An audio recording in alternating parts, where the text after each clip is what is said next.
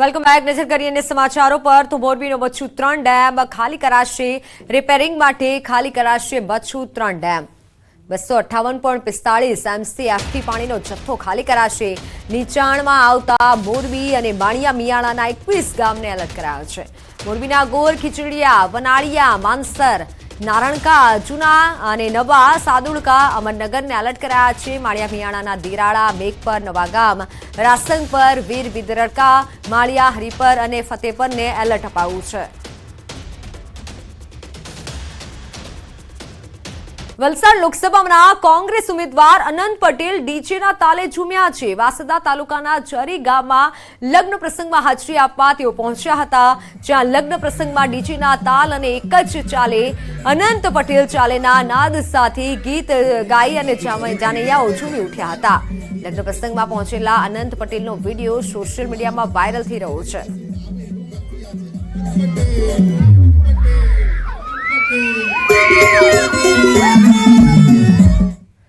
તો મોરબી ઝૂલતો પુલ તૂટવાનો મામલો હાઈકોર્ટે ફટકાર બાદ જયસુખ પટેલે દાખલ કર્યું છે સોગંદનામું.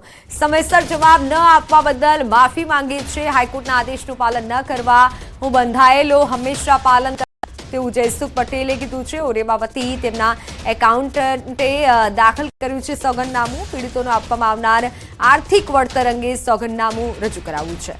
વળતર પેટે 14 કરોડનું ચૂકવણું કરવામાં આવ્યું. ઓરેવા કમિટીએ કીધું છે, જ્યારે 5 બાબતોને લઈને વળતર બાબતે વાતચીત આગળ વધી રહી હોવાનું પણ સોગંદનામામાં ટાંક્યું છે, જેમાં વૃદ્ધો, વિધવા, પીડિત, અનાથ અને ઘાયલોને માનસિક સ્વાસ્થ્ય બાબતે ચર્ચાઓ. હાઈકોર્ટના આદેશ બાદ ઓરેવા દ્વારા ટ્રસ્ટની રચના અંગે પણ વ્યૂહરચના તૈયાર કરાઈ છે. કુલ 7 જેટલા સભ્યો ધરાવતા મોરબી સહાય સેવા પરિવાર ટ્રસ્ટની રચનાઓ ડ્રાફ્ટ તૈયાર કરવા માટે કરાયું છે. 4 ટ્રસ્ટી સરકારની ભલામણ અને 3 ટ્રસ્ટી કંપની ભલામણ મુજબ કાર્યો કરશે. જ્યારે દુર્ઘટના પીડિતોને જરૂર પડશે ત્યારે આ ટ્રસ્ટ મદદ કરશે. ટ્રસ્ટનો તમામ ખર્ચ ઓરેવા કંપની ઉઠાવશે અને આવું સોગંદનામું રજૂ કરાયું છે હાઈકોર્ટમાં. ગેરકાયદે હથિયારો અંગે ગુજરાત એટીએસની મોટી કાર્યવાહી. 25 થી વધુ ગેરકાયદે હથિયારો કબજે કરાયા છે.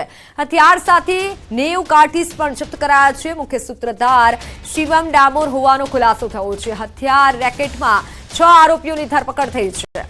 તેમાંથી શિવમ અને વિપુલ અગાઉ હથિયાર કેસમાં ઝડપાયા હોવાનું પણ સામે આવ્યું છે. સૌથી મોટી વાત તો એ છે, એક તરફ સઘન સુરક્ષા, સઘન બંદોબસ્તનો દાવો કરવામાં આવે છે અને નાઇટ પેટ્રોલિંગની પણ વાતો કરવામાં આવે છે, તો બીજી તરફ ગેરકાયદે હથિયારોનું વેચાણ થઈ રહ્યું છે.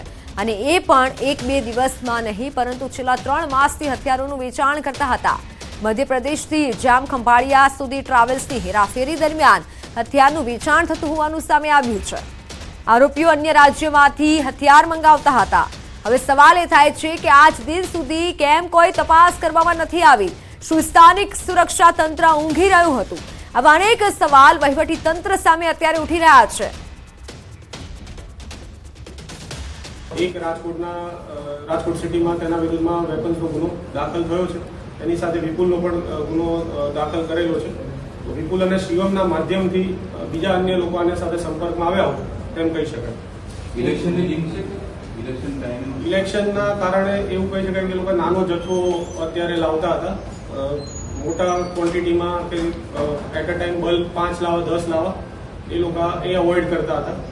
અને બીકોઝ ઇલેક્શન ચાલી રહ્યા છે, પોલીસની સઘન ચેકિંગ છે, એસઓજી પોતપોતાના જિલ્લાઓમાં એક્ટિવ છે, તેના કારણે જે લાવેલા રાઉન્ડ છે તે હજી સુધી આ લોકોએ કોઈ જગ્યાએ યુઝ નતા કરી શક્યા. વાત અમદાવાદની. અમદાવાદમાં વસ્ત્રાપુર અથડામણમાં મોટા સમાચાર સામે આવ્યા છે. ફરિયાદમાં પીઆઈ જીકે ભરવાડનું આરોપી તરીકે નામ. પીઆઈ સાથે 2 હોમગાર્ડ જવાન પણ આરોપ. પીઆઈ સહિત 7 લોકો સામે ફરિયાદમાં નામ લખાયા છે. 2 જૂથ વચ્ચે અથડામણમાં મહિલાનું મોત થયું હતું. ગઈકાલે રાત્રે 2 જૂથ વચ્ચે અથડામણ થઈ હતી. તો અમદાવાદની આ ઘટના કે જેના સીસીટીવી ફૂટેજ સામે આવ્યા છે. રાત્રે 2 જૂથ વચ્ચે અથડામણ થઈ હતી અને જેના ફૂટેજ સામે આવ્યા છે. વસ્ત્રાપુર અથડામણમાં હાલ આ મોટા સમાચાર, જેમાં પીઆઈનું નામ પણ સામે આવ્યું છે. ફરિયાદમાં પીઆઈ ભરવાડનું આરોપી તરીકે નામ નોંધાયું છે. સાથે 2 હોમગાર્ડ જવાન પણ આરોપી તરીકે તેઓની ફરિયાદ નોંધાઈ છે અને નામ તેઓનું નોંધાયું છે. પીઆઈ સહિત 7 લોકો સામે ફરિયાદમાં નામ દાખલ થયા છે. જે ઘટના બની તેના સીસીટીવી ફૂટેજ સામે આવ્યા છે. જીકે દેસાઈ કરીને પીએસઆઈનું ભરવાડ છે, એમનું નામ છે અને એ તપાસ હાલ પોલીસ ચલાવી રહી છે. ટોટલ 7 અને બીજા 14 માણસો વિરુદ્ધ ફરિયાદ છે સામસામે. આ તો સુરતમાં જાણે કાયદાનો કોઈ ડર જ ન હોય તેમ અસામાજિક તત્વો બેફામ બન્યા છે. સલાબતપુરા પોલીસ સ્ટેશન હદ વિસ્તારમાં 10 થી 12 લોકોએ જીવલેણ હુમલો કર્યો. હાથમાં કુહાડી, ખુલ્લી તલવાર, લાકડી, પાઇપ જેવા ઘાતકી હથિયાર લઈ તૂટી પડ્યા. મોહસિન ઉર્ફે બાબા કાલિયા ગેંગ વિરુદ્ધ ફરિયાદ નોંધાતા ફરિયાદ કરનાર પર જીવલેણ હુમલો કર્યાનું સામે આવ્યું છે, જેમાં આરીફના પિતાને ઈજા પહોંચી હતી. તો સમાચારોમાં હાલ બસ આટલું જ. આપ જોતા રહો ન્યૂઝ સિટી ગુજરાતી. નમસ્કાર.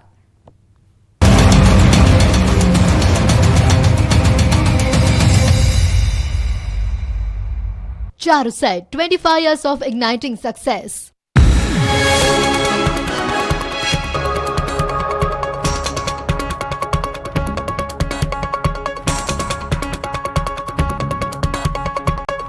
Charuset, 25 years of igniting success. એક બાત તો આવ્યો. નિલેશ કુંભાણીના ટેકેદારોએ જે કોંગ્રેસના કાર્યકર્તાઓની હાજરીમાં ચૂંટણી ફોર્મમાં સહી કરી હતી તે સાક્ષીઓ મીડિયા સામે આવ્યા અને ન્યાયની માંગ કરી. કોંગ્રેસ કાર્યકર્તાઓએ ટેકેદારોની સહીની FSL તપાસ કરાવવાની માંગ કરી. સાક્ષીઓનો દાવો છે કે તેમની હાજરીમાં જ કુંભાણીના ટેકેદારોએ ઉમેદવારી પત્રમાં સહી કરી હતી. સાક્ષીઓએ ચૂંટણી પંચ સામે પણ આક્ષેપ કર્યા. ચૂંટણી પંચે સાક્ષીઓની એફિડેવિટ રદ કરીને એકતરફી કાર્યવાહી કરી હોવાનો આરોપ લગાવ્યો. નિલેશ કુંભાણી દ્વારા પોતાના ચૂંટણી ફોર્મમાં જે ટેકેદારોની સહી કરાવી હતી તે ટેકેદાર જગદીશ સાવલિયા, ધ્રુવીન ધામેલિયા અને રમેશ પોલરા કોંગ્રેસના કાર્યકર્તા નહીં પરંતુ પોતાના સગા સંબંધી હોવાનું સામે આવ્યું છે. આ ત્રણેય ટેકેદારોએ નિલેશ કુંભાણીએ ચૂંટણી ફોર્મ ભર્યા બાદ જિલ્લા કલેક્ટર એટલે કે ચૂંટણી અધિકારી સમક્ષ હાજર થઈને નિવેદન આપ્યું હતું અને સોગંદનામું રજૂ કર્યું હતું કે ચૂંટણી ફોર્મની અંદર જે સહી છે તે ટેકેદાર તરીકે તેમની નથી અને ત્યારબાદ નિલેશ કુંભાણીનું ચૂંટણી ફોર્મ રદ થયું હતું. ચૂંટણી ફોર્મ રદ થયા બાદ નિલેશ કુંભાણી પણ કોંગ્રેસના કોઈ નેતાના સંપર્કમાં નથી અને કોંગ્રેસના કાર્યકર્તાઓએ આ બાબતે નિલેશ કુંભાણીના ઘરે જઈને નિલેશ કુંભાણી ગદ્દાર હોવાના બેનરો સાથે વિરોધ પણ દર્શાવ્યો હતો. પોતાની પાસે જીતની કોઈ જાદુઈ લાકડી નહીં પણ મજબૂત લાકડા જેવા કાર્યકર્તાઓ છે. ભરૂચમાં આ હુંકાર કર્યો CR પાટીલે. પ્રદેશ અધ્યક્ષ CR પાટીલની અધ્યક્ષતામાં ભરૂચ લોકસભા બેઠક પર ભાજપ કાર્યકર્તાઓનું સંમેલન મળ્યું હતું. પાટીલે તો ત્યાં સુધી કહ્યું કે ભરૂચ બેઠક પર આપ કે ઇન્ડી ગઠબંધનનો સૌથી નબળો ઉમેદવાર છે. પ્રચાર સભાને સંબોધતા પ્રદેશ ભાજપ પ્રમુખ પાટીલે આ વાત કરી. પાટીલે કોંગ્રેસ આપ ગઠબંધન પર પ્રહાર કરતા કહ્યું કે આ વખતે આપ ઉમેદવારની ડિપોઝિટ જમા કરાવી ખો ભૂલાવી દો. સાથે જ કહ્યું ભરૂચ લોકસભા જીતવાની તાસીરનો જીવતો જાગતો પુરાવો મનસુખ વસાવા છે. કાર્યકર સંમેલનને સંબોધતા પાટીલે મતોનું ગણિત અને વિજયના શીખવ્યા પાઠ.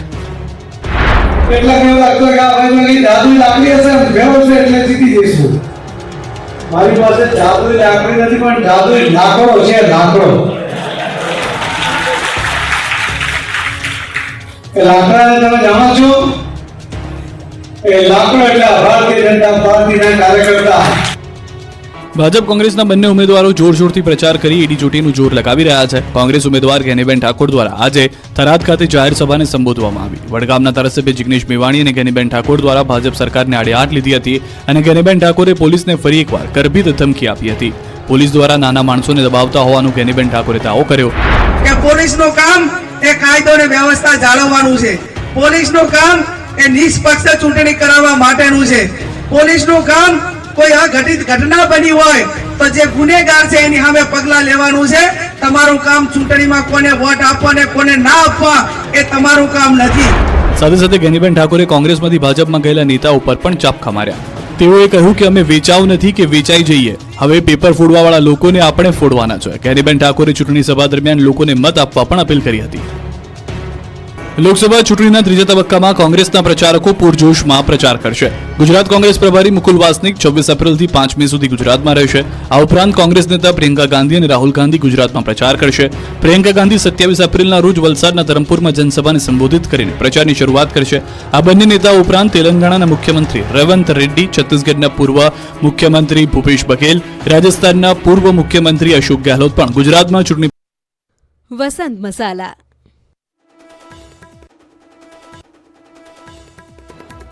ગુજરાતમાં 24 કલાકમાં વરસાદની હવામાન વિભાગની આગાહી. ગાજવીજ, તેજ પવન સાથે થઈ શકે વરસાદ. આજે 19 જિલ્લામાં સામાન્ય વરસાદ થઈ શકે.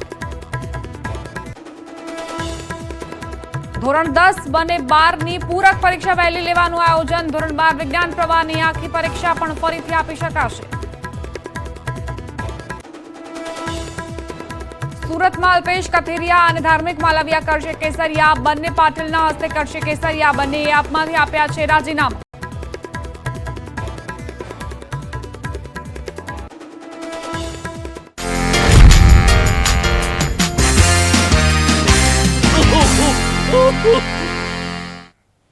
નમસ્કાર, સ્વાગત છે આપનું. આપ જોઈ રહ્યા છો અમારી વિશેષ રજૂઆત ખોટું ન લગાડતા. હું છું આપની સાથે દીપા શર્મા. લોકશાહીના પર્વમાં ઘરના છોકરા પરણાવતા હોય તેવો માહોલ જોવા મળતો હોય છે. બસ ખાલી ઢોલ ઢબુકવા જોઈએ, પછી પગ તો આપોઆપ કામ કરવા જ લાગે છે. ક્યાંક મત મેળવવા માટે પ્રયાસ, તો ક્યાંક વધુ મતદાન માટે પ્રયાસ. જી હા, પંચમહાલમાં તો વેપારીઓએ 7મીએ મતદાન પર 7% ડિસ્કાઉન્ટની કરી નાખી જાહેરાત.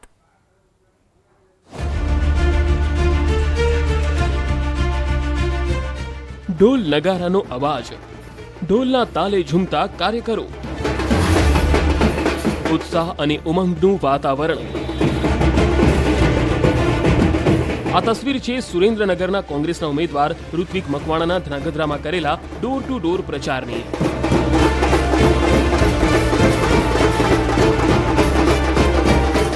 અહીં માત્ર કોંગ્રેસના જ કાર્યકર્તાઓ નહીં, પરંતુ આપના કાર્યકરો પણ પ્રચારમાં જોડાયા હતા. હમ સાથ સાથ હૈના સૂત્ર મુજબ જ અહીં આપ અને કોંગ્રેસના નેતાઓ માત્ર પ્રચાર કરતા જ નહીં, પણ ઢોલ નગારાના તાલે ડાન્સ કરતા પણ જોવા મળ્યા.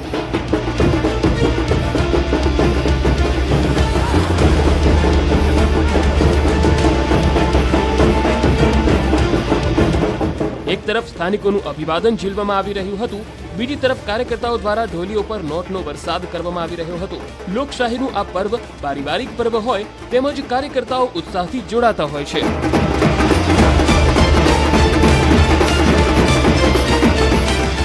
આ તો વાત થઈ સુરેન્દ્રનગરની, પણ વડોદરાની આ તસવીર જુઓ. જુઓ વડોદરાના ભાજપના ઉમેદવાર હેમાંગભાઈના ગરબા. ગુજરાતી હોઈએ અને ગરબા વાગતા હોય તો પગ થોડી કાબુમાં રહે. ગરબાના ગીતથી પગ આપોઆપ જ ગરબા રમવા લાગે.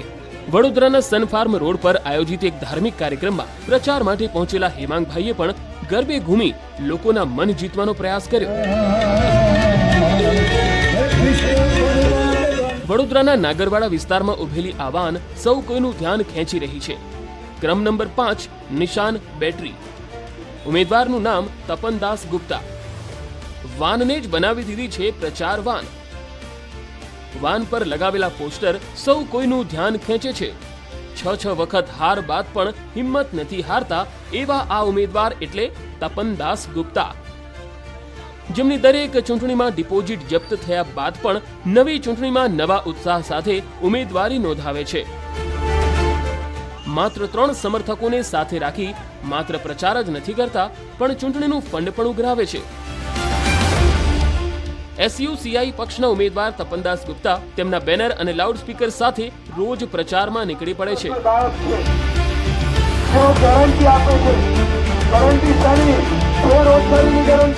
અને તેમને મત આપવા માટે લોકોને અપીલ કરે છે અને ચૂંટણી જીતવા સંઘર્ષ કરે છે.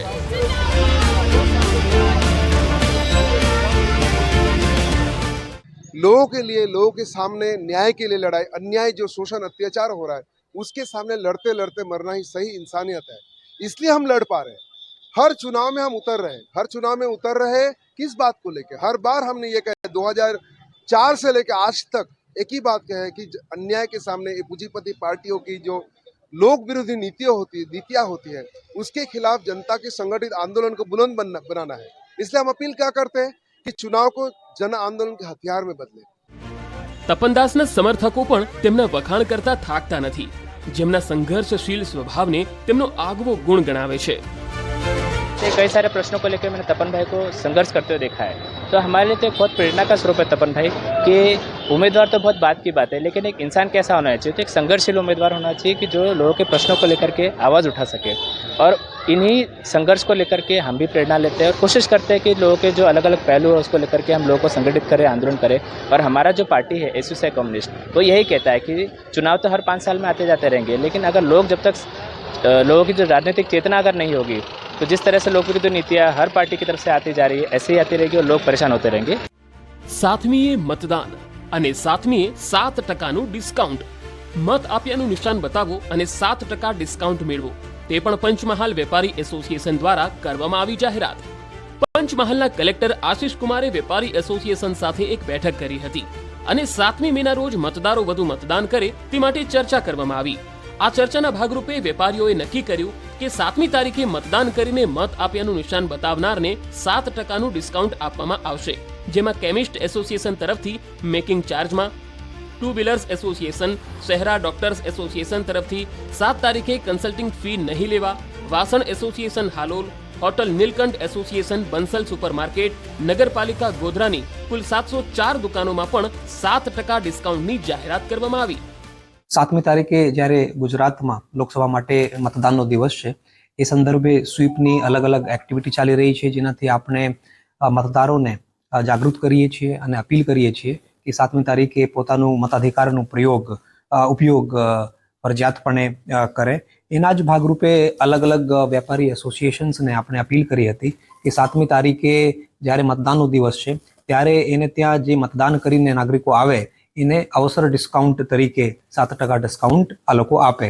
કે 7 તારીખ છે તો આપણે 7% એના ઉપર દરેક વસ્તુ ઉપર ડિસ્કાઉન્ટ આપીએ. જો આપ એમાં સપોર્ટ કરતા હોય તો દરેક એસોસિએશને પંચમહાલ કલેક્ટરશ્રીને આ મતદાન વધે એના માટે તમામે એમને જાહેરાત કરી છે કે અમે દરેક વસ્તુ ઉપર 7 તારીખે જે પણ આવશે મતદાન કર્યા બાદ અને ટીકો બતાવશે એ લોકોને 7% ડિસ્કાઉન્ટ આપીશું. વસ્તુની ખરીદી પર 7% ડિસ્કાઉન્ટ જાહેર કરેલું છે, જે કલેક્ટર શ્રી દ્વારા અમને જણાવવામાં આવેલું અને અમે એમના નિર્ણયને સમર્થન આપ્યું છે અને તેના સિવાય પણ અન્ય આપણે એસોસિએશનોએ પણ એમાં સમર્થન આપેલું છે. ક્યાંક મત મેળવવા માટે ડાન્સ અને ગરબા તો ક્યાંક વધુ મતદાન માટેની અપીલ. સૌ કોઈ વધુ મતદાન થાય તે માટે શક્ય તેટલા પ્રયત્નો કરી રહ્યા છે, પણ આ તમામ પ્રયાસને અંતે કેટલું મતદાન થશે અને કોને કેટલા મત મળશે તે પરિણામ બાદ જ ખબર પડશે. Bureau report, news 18 Gujarati.